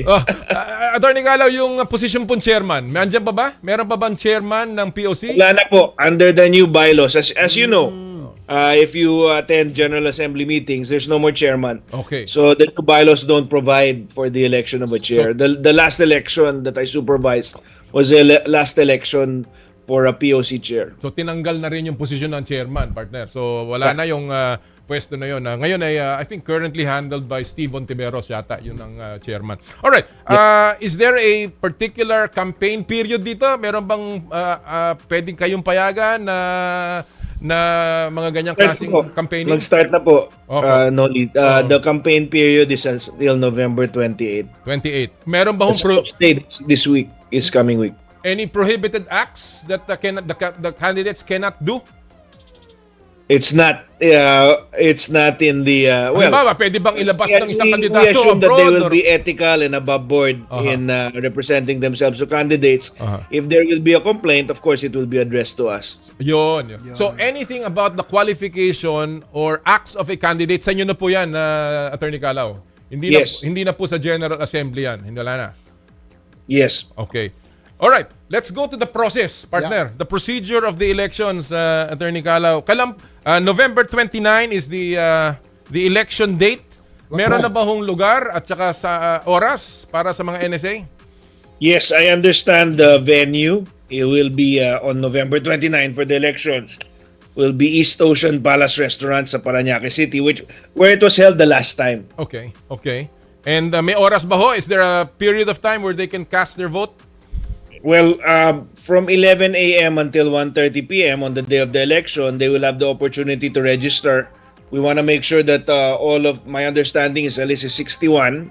That may change because we'll be given the certified list on the day itself. But let's say it's a 61 voters. They have to come in 11 to 1:30 p.m. on November 29. And casting of votes will begin from 1:30 to 3 p.m. They have to get a majority. If there is no majority, we will have a second round, and whoever wins that gets a plurality of votes on the second round will be the winner. Based on the previous elections, attorney, yung mga nag-register, kompleto ba o na 58 or hindi naman? Last election, there was a smaller 4 years ago when I was presiding. I think there were like 47 or 49 voters, and almost all of them showed up except for one NSA, one eligible NSA. So for you to have a quorum, there must be also a majority of the NSAs voting. Yes, but I'm pretty sure we're gonna have a quorum. All right. Okay. Interesting. All right. This is my third time chairing this, and we've never had a problems with quorum. I think it's lunch. I think it's the fact that we offer lunch. Okay. Alam ko yan. At alam ko rin na may ang mga kandidato talagang kumbaga pinapastol na. Sabay-sabay na silang dumadating para siguradong nasa kanilang panig yung botante. Attorney Kalaw, the manner of voting, is this going to be secret balloting, viva voce? Paano ba ho to? We call, if you allow me to describe the process, there are only 61 voters, so it's not, there's no electronic voting involved. It's personal by secret ballot. So we call them alphabetically. They do their ballot in a special booth to show everyone that it's them doing the ballot. They come over and drop the ballot in a transparent. It's a glass box. Okay. They drop their ballot inside, and then at the conclusion of the voting period, which can take about 40 to 50 minutes, we will open the ballots and go through these one by one. Yun. At bibilangin na po right there and then. Bibilangin na po. May dalawang tally board para fail safe. Hindi magkakamali dahil isa lang tally board. So both the audience who are the voters, they can watch both tally boards to make sure these are in sync. Okay. When I take out a ballot, I will read the name of the one voted for, and then I show it to Commissioner Bong, and then I show it to Father Nap. So both the government and the church get to witness my declaration. So dito lang ang walang separation of church and state. Magkasama. Si Father Nap nga kasama namin ngayon eh. So pwede rin pagka medyo may nararamdaman si Father Nap, pwede niya munang bindisyonan bago bumoto. Siguro. Well, we cannot support or side with any candidate or the Electoral Commission, di ba? Correct. We just want to make sure that the process is transparent and fair because, Noli, you were involved in previous elections, di ba? That's right. These 3 elections that I presided are straightforward. They're fair, transparent. No one can say that there was any cheating in any way. Absolutely. Well, Attorney Kalaw, then once the tally is finished, immediately you proclaim the winner. Kayo ba ho nagpo-proclaim yan? Hindi pa. Hindi pa. Okay. Ano ang proseso dyan? We have to do two things because of the POC. You have to note that there are the 2024 bylaws that were issued this year before there is proclamation. Assuming everybody knows the result na, right? But there's still proclamation. Okay. Before that proclamation, we will first look as to the gender requirement. There's a gender requirement that states that 30% of the board, executive board, must be female, and that it was instituted by the International Olympic Committee. I want to take note that that's the whole board, not just those elected. Yes. Diba? So yung what do you call this? It can be possible that the gender requirement will not be met by 1 or 2. Because, sobra yung males. In which case, we will certify for the, if the threshold is met, we will certify that just on the 10 positions, you already have more than three or more women who are in. If not, if you're only looking at 2 women, so you need at least, or 3 women and you need potentially 1 more, 2 or 3, depends. We will certify that apparently the 30% gender requirement has been breached. Okay. So we will not disqualify anyone. We will just certify so that it can be brought to the attention of the General Assembly. So that's one. Okay. Where we can disqualify is our second test. The bylaws require that at least 3 of the 5 executive board members must be from NSAs from Olympic sports. Okay. So if we determine that kulang ng isa, let's say 2 lang are from Olympic sports, we will disqualify the lowest ranking. The lowest ranking NSA who is not an Olympics in the Olympic sports program this year, this 2028, and we will add in the highest the NSA with that is an Olympic sport who got the highest number of votes. Yun.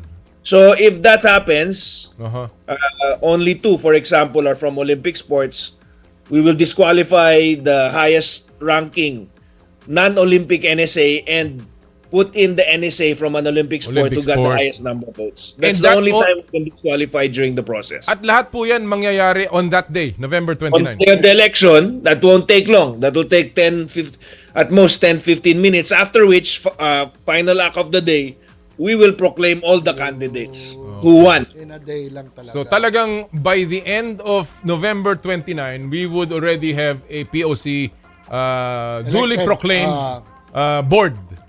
Yes, you would have the they start January 1. Yes, that's right. And I have to highlight, it's 13 eh. There's the Athletes Commission, the IOC representative, and the SecGen who is appointed by the board.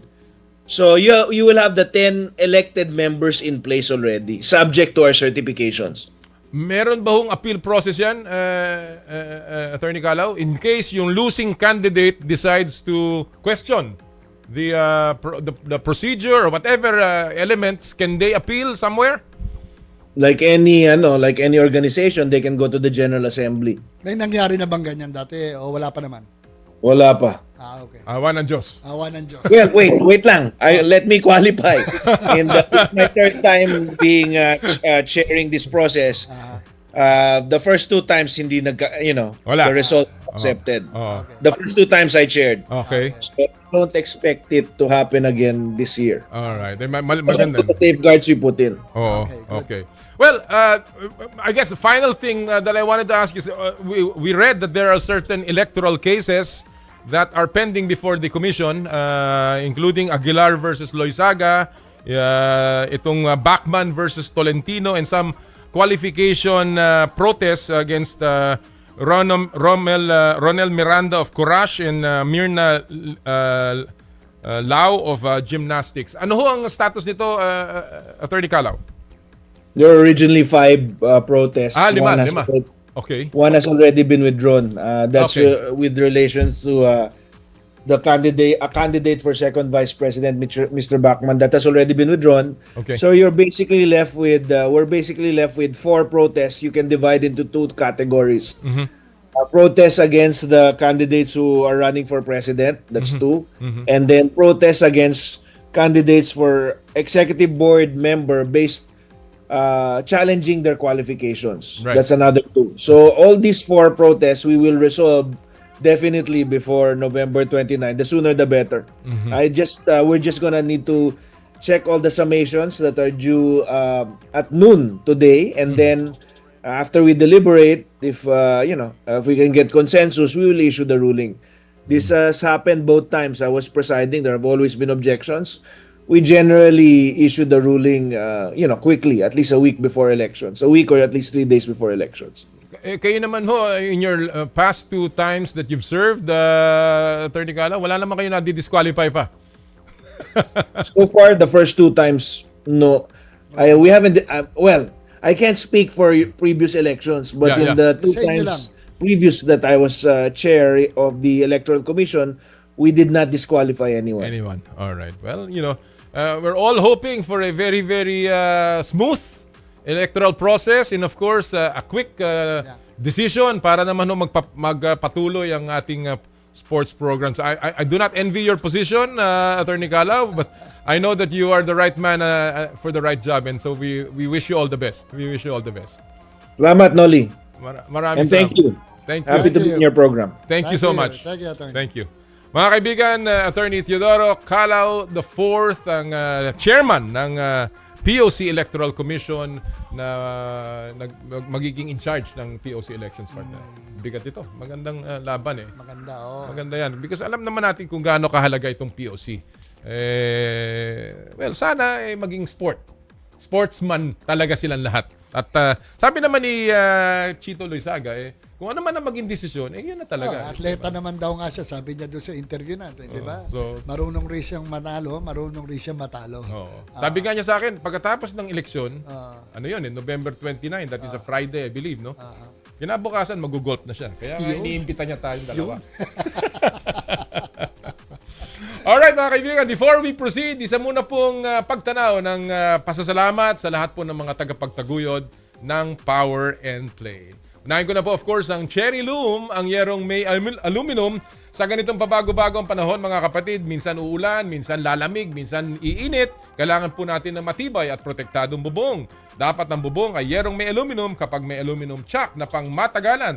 At isa lang ang alam kong dekalidad na yerong may aluminum, yan ang Cherry Loom.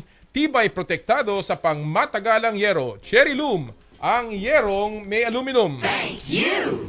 Cherry Tigo 5X Pro Hybrid Crossover. If you're on the lookout for an eco-friendly and comfortable drive, Cherry Tiggo 5X Pro Hybrid Crossover and the Cherry Tiggo 7 Pro Hybrid SUV are great options for you. The Cherry Tiggo 5X Pro Hybrid and Tiggo 7 Pro Hybrid are powered by a 1.5 turbocharged engine, powers to give you a faster and smoother drive wherever you go.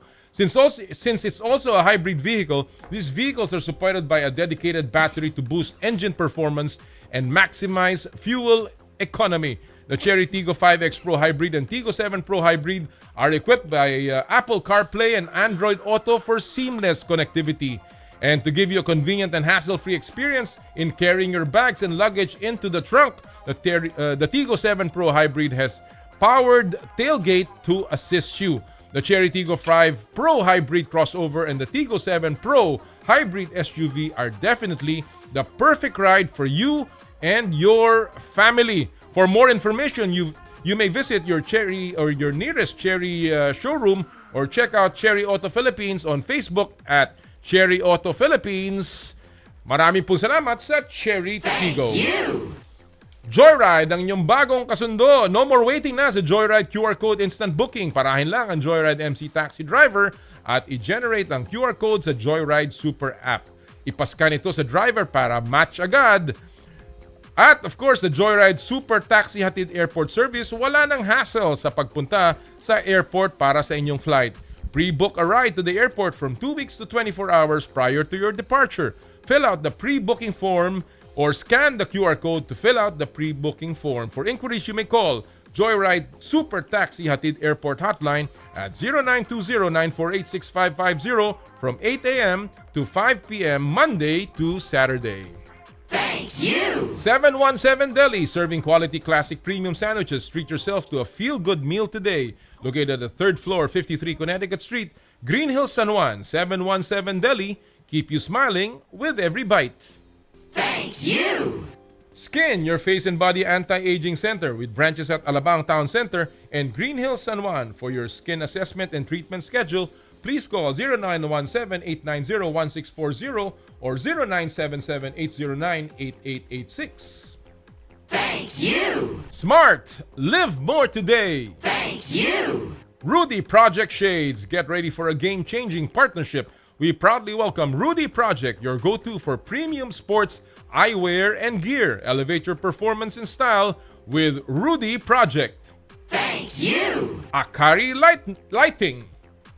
Thank you! And Shakey's Pizza. Order the Shakey's Super League bundle of Classic and Gold starting September 28 for a limited time only. For every bundle sold, 50 pesos will be donated to your chosen university. Visit your nearest Shakey's store or order via the Shakey's Super App, the Shakey's Super League Bundle.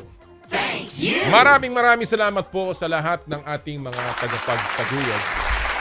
Alright, partner. Nako, ito na ang ating huling segment ng ating show. Alam na po natin, kanina pinag-usapan nga natin ang napakagandang performance ng Gilas Pilipinas diyan po sa ating FIBA Asia Cup Qualifiers, no? And of course, yan po ay nagmula sa magandang programang ipinapatupad ngayon ng Samahang Basketball ng Pilipinas. At yan po ang ating itatampok ngayon sa In the Spotlight.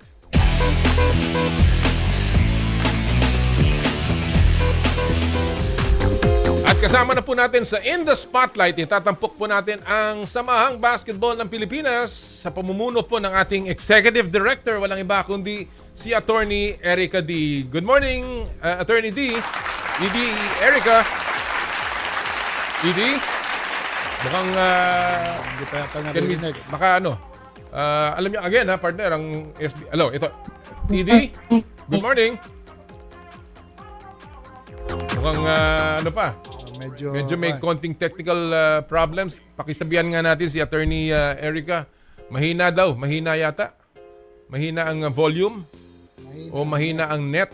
Mahina ang kanyang network siguro. Let's try again ha. Atty. Erika? ED? Alam mo, napakabait niya si Atty. Erika. Oo. And then before laging ED siya ng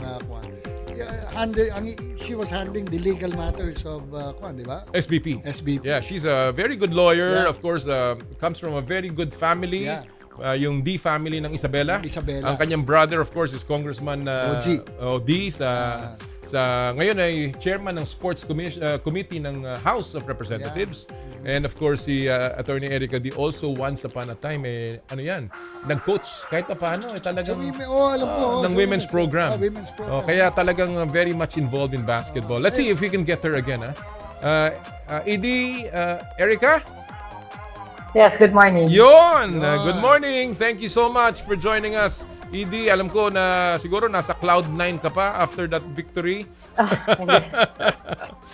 So let me ask. Pero we're trying to prepare the venue for the Hong Kong game. So, konti lang adjustments lang. For tomorrow, yeah. So let me ask you, because obviously a lot of people are so happy with that win against New Zealand. And it looks like even despite the 2-week preparation lamang ng ating Gilas national team, they came out really playing very well. What do you think distinguishes this particular program of Coach Tim Cohn now from maybe the past, ED Erika?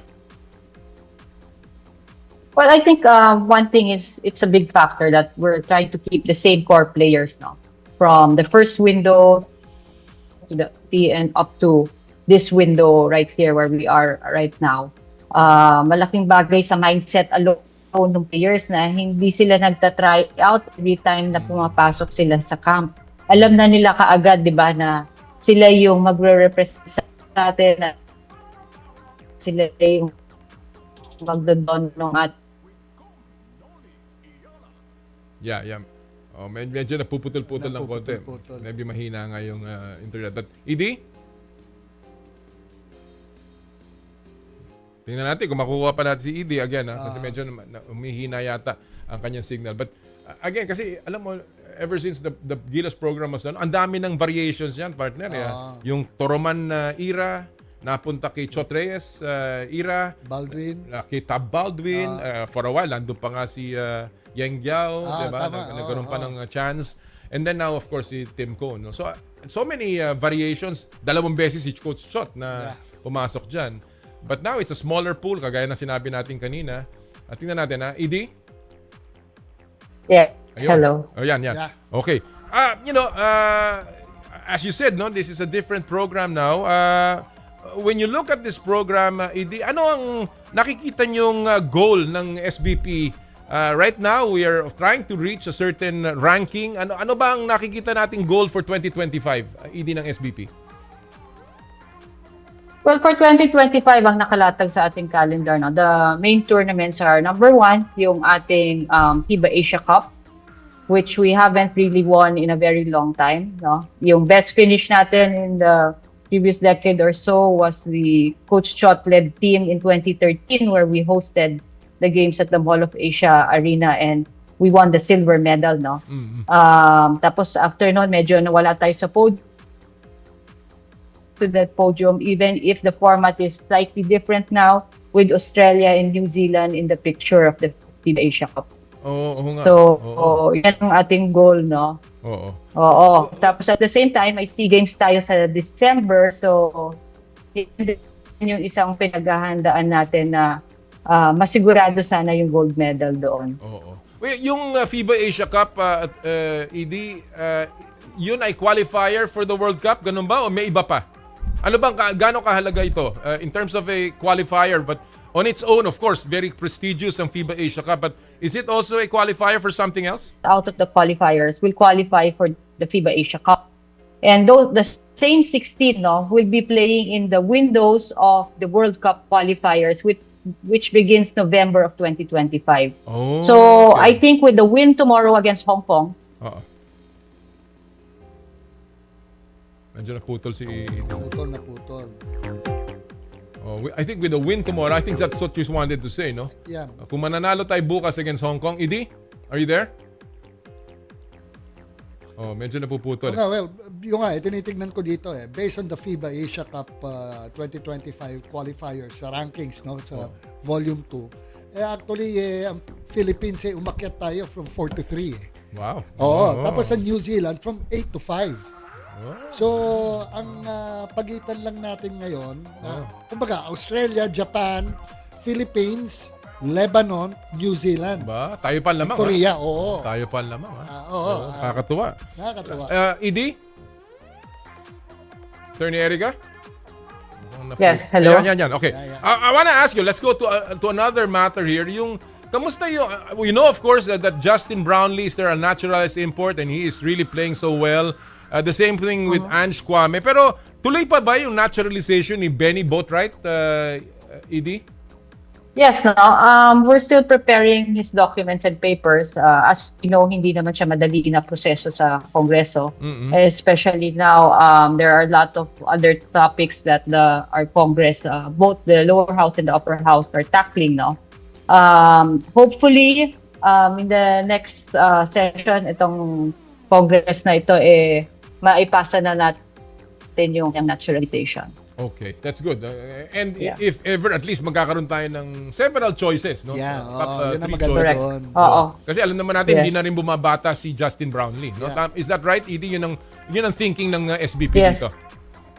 Yes, that's correct. No, very important yung backup kasi alam naman natin window ito. Pag matsyempo na hindi healthy si Justin sa isang window, it would be good to have someone else take his place there in the naturalized player spot. So ED ngayon, no, if we can say a pool of naturalized players, sino-sino ba 'tong mga to and do you plan to add more? Wala pa naman kaming ibang naaay. At this point, Coach Tim feels that Justin and then si Benny Boatwright, no, and even Ange as a backup is more than enough, no. That pool of 3 that we have. But you plan to, you intend to add more? Wala na? In the future, maybe if we see someone worth it, no, of a Filipino citizenship, hindi rin naman natin yan basta-basta gustong ipamigay lang, no. Pinahalagaan din natin yung citizenship natin. At saka aminin natin, mahal yan. Di ba? Kahit pa paano, sisweldohan mo rin yan. Di ba, ED? Tama ba yan? Yes, that's correct, no? Hindi naman yan na... parang natural pero walang ginagawa. Tsaka wala ni-recruit rin mo sa army. Di ba? Alright.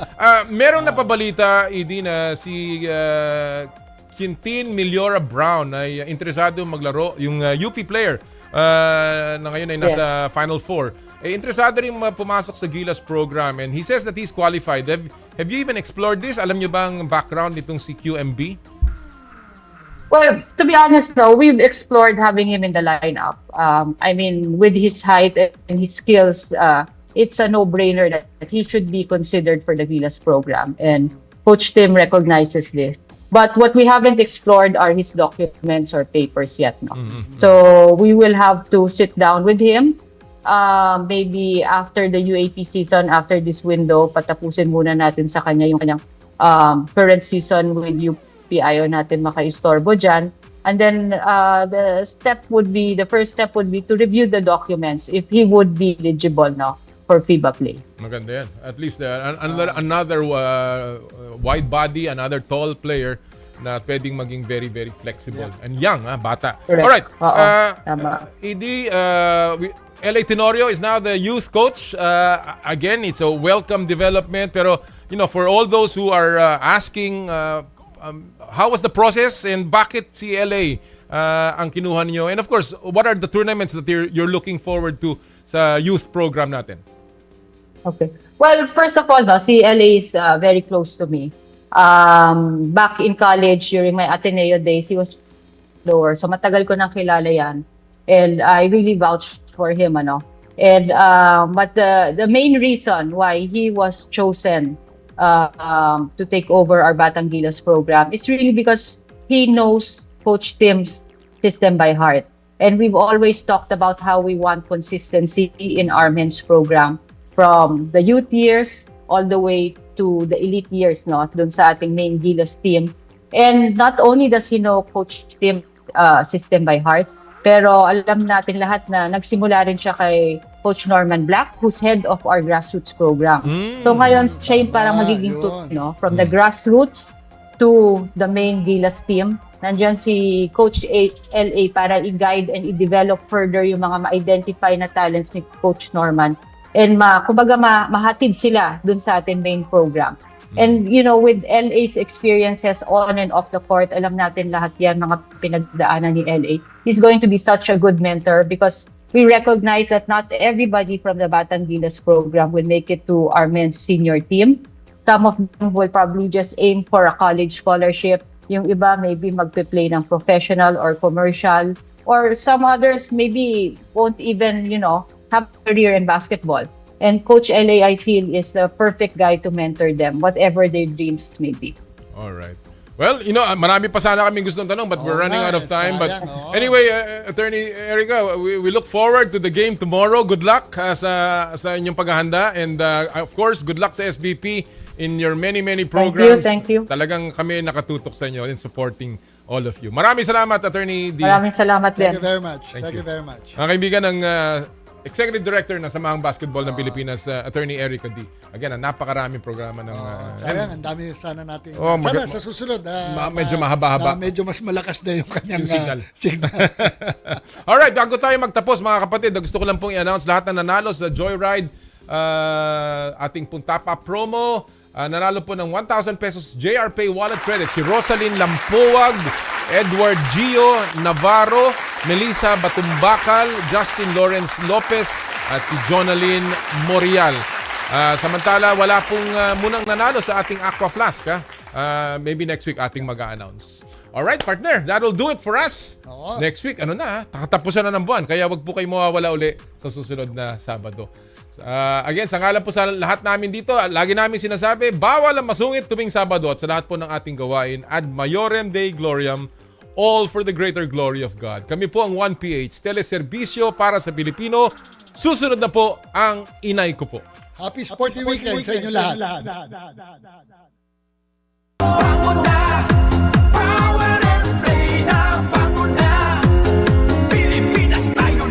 Sa kapwa ko Pilipino, ipagmalaki ang galing na meron tayo.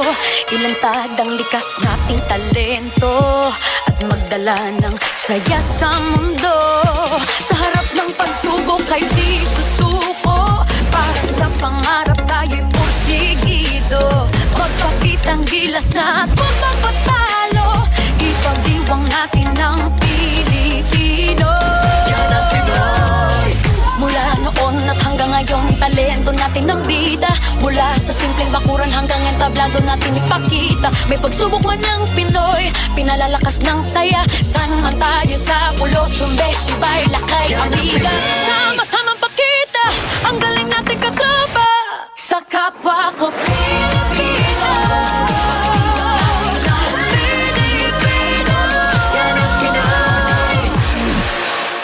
Power and Play is presented by Cherry Loom, ang yerong may aluminum. Cherry Tigo, there's more to our cars. Joyride, ang bago ninyong kasundo. How you doing, party people? Be part of an historic moment as the king of Philippine rap, Andrew E. takes the stage for his first major concert in 34 years.